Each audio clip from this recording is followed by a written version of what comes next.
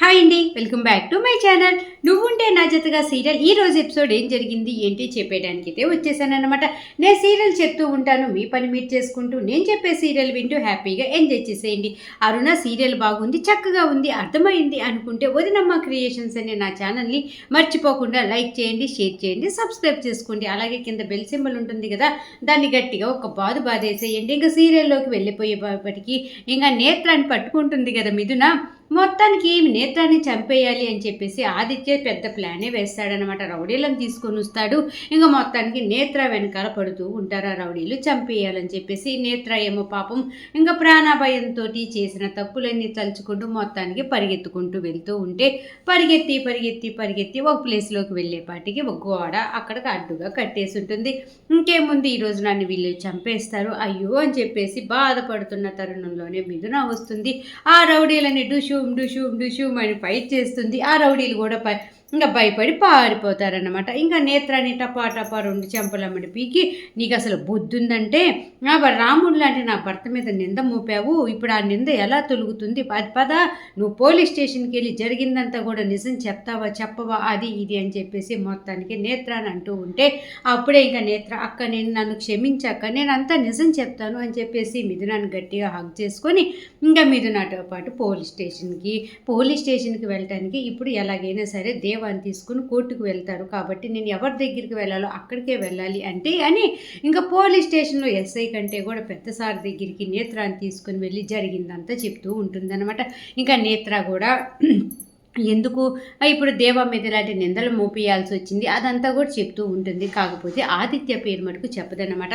ఎందుకంటే ఆదిత్య పేరు చెప్పాననుకో ఆదిత్యకి నన్ను ఎలాగైనా చంపేస్తాడు, ఆదిత్య మామూలుడు కాదు, కాబట్టి ఆదిత్య పేరు చెప్పకూడదు అని చెప్పేసి ప్లాన్గా చెప్తూ ఉంటుంది. సార్ దేవా అంటే నాకు చాలా ఇష్టం, దేవాతోటి నేను సహజీవనం చేద్దామని చెప్పేసి చాలాసార్లు దేవాను అడిగాను, కాకపోతే దేవ ఒప్పుకోలేదు.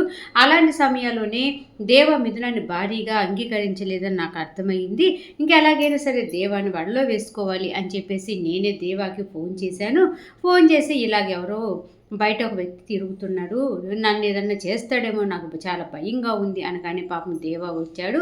దేవా మీద నేను ఇలాగ నింద మోపాను అది ఇది అనేసి జరిగినట్టు ఇంకా దేవా గురించి నేత్ర మొత్తం నిజం చెప్తుంది అనమాట. ఇంకా అప్పుడే ఇంకా ఈలోపే దేవాన్ని కోర్టుకు తీసుకుని వస్తూ ఉంటాడు కదా ఎస్ఐ. అస్సలు ఆ దేవాన్ని ఎప్పుడెప్పుడు జైలు పాలు చేసేద్దామా, మిథునాన్ని సొంతం చేసుకుందామా అని చెప్పేసి ఆలోచిస్తూ ఉన్నాడు కదా. ఇంకా దారిలో దేవాన్ని జీబులో తీసుకొని వస్తూ, దేవా ఇప్పుడే ప్రపంచాన్ని చూడు, ఇంక అయిపోయింది నీ సీను, నీ జీవితకాలం అంతా కూడా నువ్వు జైల్లో మగ్గాల్సిందే, నేను చక్కగా నీ భార్యని నా సొంతం చేసుకుంటా అది ఇది అని చెప్పేసి దేవా ముందే మాట్లాడుతూ ఉంటే ఇంకా దేవ కోపంతో ఊగిపోతూ ఉంటాడనమాట. మాట మర్యాదగా రాని, నా భార్య గురించి ఇంకొక మాట చెడ్డగా మాట్లాడావంటే నీకు మామూలుగా ఉండదు, నోరు మూసుకో అని చెప్పేసి ఎస్ఐనే బాగా ఎదిరిస్తాడనమాట దేవ. ఇంకెక్కడ ఇలా జరుగుతూ ఉంటే అప్పుడే ఇంకా మిథున ముందే నేత్ర చెప్తూ ఉంటుంది, సార్ ఇప్పుడు ఇలాగ ఇరికిచ్చేసాననుకో కేసులో ఎలాగైనా సరే ఇంకా నన్నే పెళ్లి చేసుకుంటాడు, ఆ తర్వాత కేసు వెనక్కి తీసుకుందామని చెప్పేసి నేను వేసిన ప్లాన్ ప్రకారమే దేవా మీద ఇలా నింద వేశాను సార్ అనేసి మొత్తం చెప్తుందన్నమాట.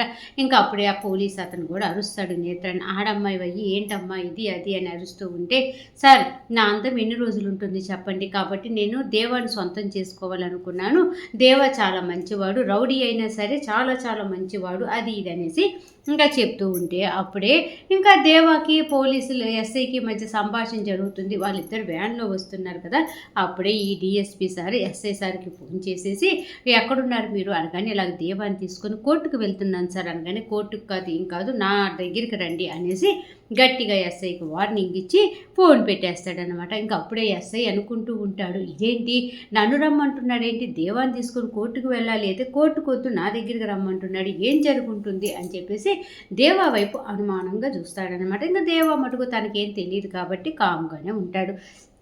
ఇంకా అప్పుడే డిఎస్పీ చెప్తూ ఉంటాడనమాట, మీరు ఇంకా మీ హస్బెండ్ని తీసుకొని వెళ్ళొచ్చు హ్యాపీగా, ఇంకా దేవ ఎటువంటి తప్పు చేయలేదని చెప్పేసి అర్థమైంది కదా, ఈ నేత్రాన్ని ఇంకా తీసుకొని వెళ్తాము అనేసి పోలీసులు అంటూ ఉంటే అప్పుడే ఇంకా మిథున అంటూ ఉంటుందన్నమాట, సార్ నాకు ఒక హెల్ప్ చేయగలరా అనగానే చెప్పండి మీరు జడ్జి గారు కూతురు గారు మీకు హెల్ప్ చేయకపోతే ఎవరికి చేస్తాం అడగండి అనేసి అనగానే మా మామయ్య గారు దేవ తప్పు చేశాడు తన పరువు పోయింది అని చెప్పేసి చాలా బాధపడుతూ ఉన్నారు.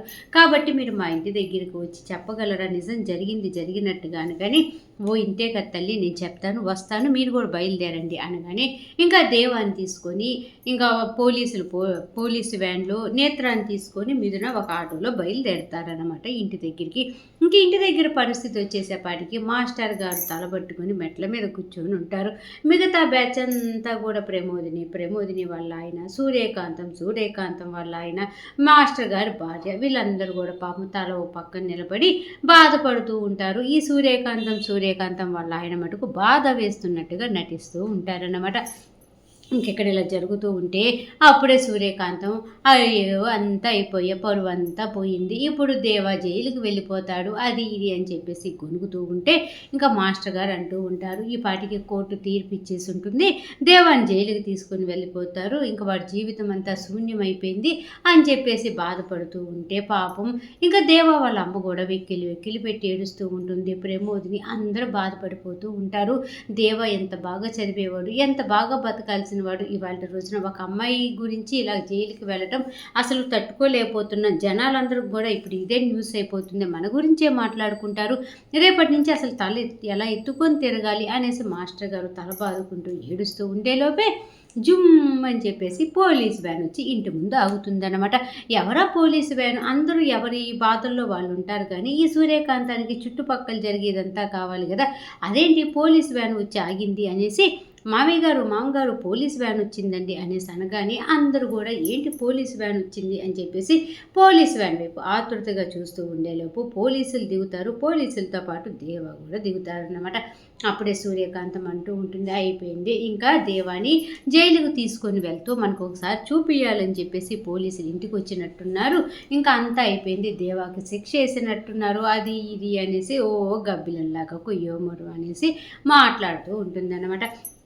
అప్పుడే కింద కూర్చున్నటువంటి మాస్టర్ గారు మెట్ల మీద నుంచి లెగిసి ఏంటి సార్ ఇప్పుడు ఇక్కడికి వచ్చారేంటి అనగానే ఇంకా దేవాన్ని తీసుకొని వచ్చాము ఆగండి ఒక 5 నిమిషాలు అనేసి అనేలోపు ఇంక వెనకాల ఆటోలో కూడా మిథున నేత్ర ఇద్దరు కూడా దిగుతారన్నమాట.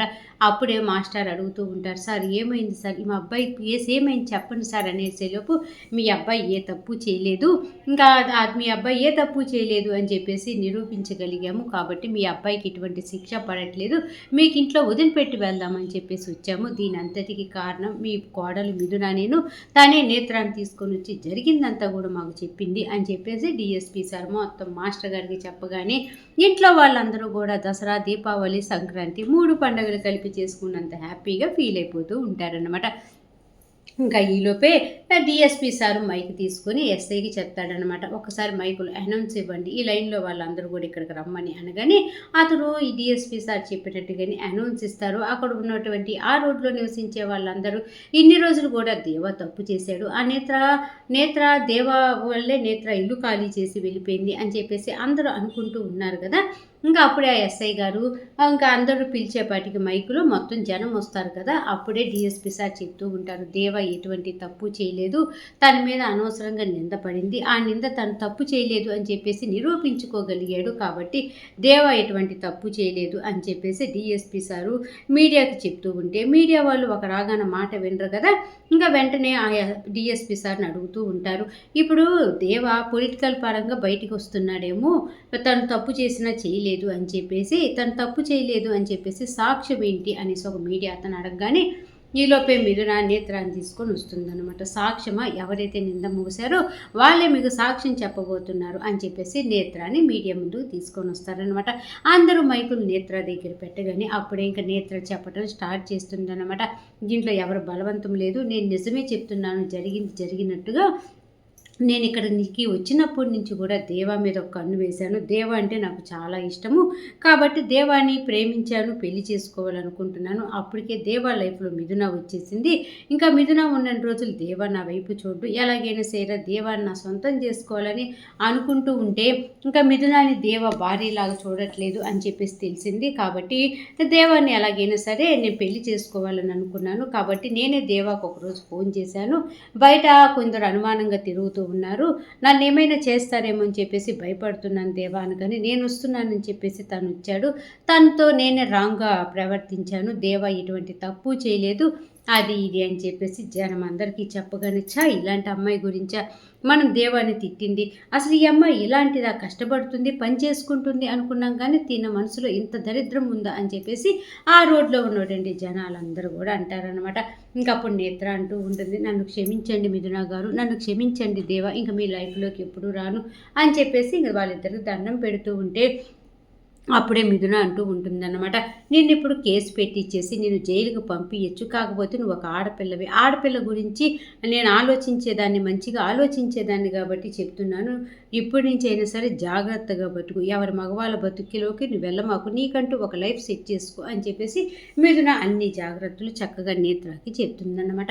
ఇంకా నేత్ర కూడా సరే నేను ఇంకెటువంటి తప్పు చేయను అని చెప్పేసి ఇంకా హ్యాపీగా నేత్ర కూడా అక్కడి నుంచి వెళ్ళిపోతుంది. పోలీసు వాళ్ళు వెళ్ళిపోతారు, మీడియా వాళ్ళు ఎటువల్లో అటు వెళ్ళిపోతారనమాట.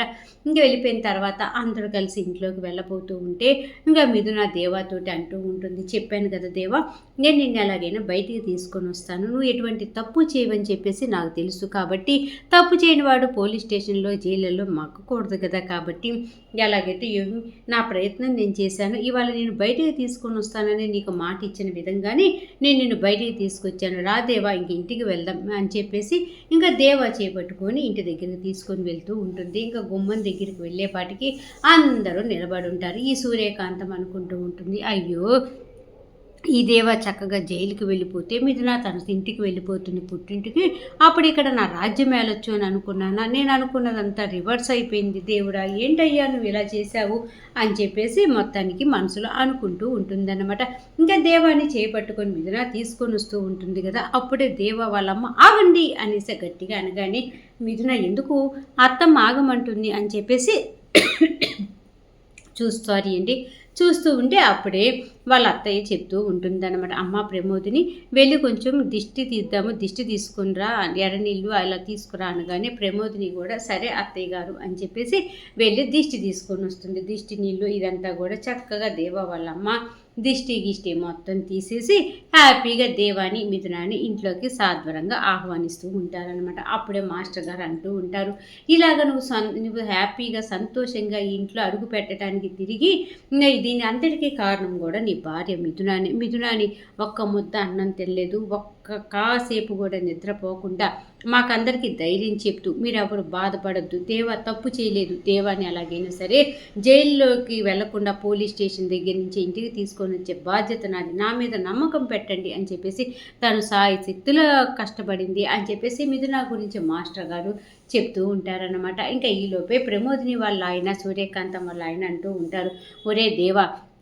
నువ్వు పోలీస్ స్టేషన్కి వెళ్ళినప్పటి నుంచి నాన్న ఏడుస్తూనే ఉన్నాడు, ఒక ముద్ద అన్నము తినలేదు, అలాగే వచ్చేసేపటికి అతను ఎవరితో పలకలేదు, నువ్వు ఇలాంటి పని చేసావని చెప్పేసి, అది కాకుండా నువ్వు ఇలాంటి పని చేసి ఉండవనే అందరికీ మనసులో అనిపిస్తుంది, కానీ కాకపోతే ఊర్లో మన పరువు పోయింది, ఇక్కడ తలెత్తుకొని ఎలా తిరుగుతామని చెప్పేసి నాన్న చాలా బాధపడి అసలు నువ్వు ఇంటికి వస్తావో రావో అని చెప్పేసి అందరం బాధపడుతూ ఉంటే నేను సంతోషంగా ఇంటికి వచ్చేటట్టుగా చేసింది మిథున చాలా తెలియగలది, చాలా మంచిది అని చెప్పి చెప్తూ ఉంటే ఈలోపే అక్కడ ఉన్నటువంటి డిఎస్పీ ఎస్ఐ అందరూ కూడా ఇంకా మిథున గురించి చెప్తూ ఉంటారనమాట. మీ కోడలు చాలా మంచిది, తన భర్త తప్పు చేయలేదు అని చెప్పేసి నిరూపించడం కోసం తన ప్రాణాలు బలంగా పెట్టి మరీ సాక్ష్యాలు తీసుకొని వచ్చింది, ఇలాంటి అమ్మాయి మీ కొడుక్కి కోడలుగా భర్తకు భార్యగా దొరకటం మీ అదృష్టం, అది ఇది అని చెప్పేసి అంతా చెప్తూ ఉంటే సూర్యకాంతం మటుకు అసలు ఈ మిథున చూడు ఎలా పోగొడుతున్నారు అని చెప్పేసి కుళ్ళుకుంటూ ఉంటుందన్నమాట.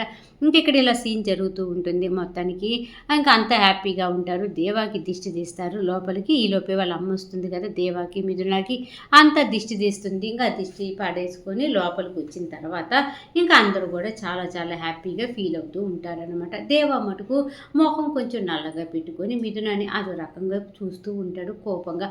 అప్పుడే మిథున అంటూ ఉంటుంది, ఏంటి దేవా ఏమైనా చెప్పాలనుకుంటున్నావా అనగానే థ్యాంక్ యూ చెప్తాడనమాట. ఏంటి నా మొగుడికి భార్యకి థ్యాంక్ యూ చెప్పడం కూడా తెలుసా అంటే, హెల్ప్ చేసిన వాళ్ళకి థ్యాంక్ యూ చెప్పడం కూడా నా భర్తకు తెలుసా, ఏమీ తెలియదటువంటి ముద్దనుకున్నానే, పర్వాలేదే నా మొగుడు అది ఇదని చెప్పేసి దేవాని ఆట పట్టిస్తూ ఉంటుందన్నమాట.